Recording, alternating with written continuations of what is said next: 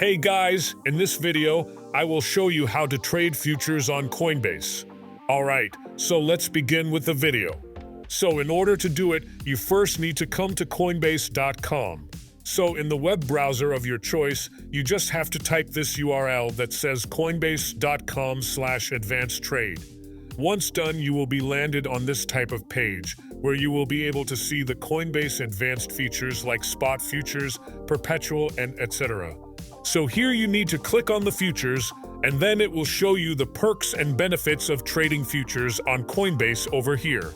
In order to get started with it, you need to click on the Get Started option, and after that, you need to provide your email address and your password, and you simply need to sign in into your account.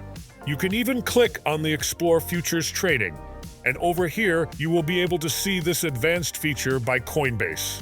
So this is the setup for futures. So over here, you need to make sure that the futures is selected. Now, in the right-hand side, you will be able to see the long position as well as the short position.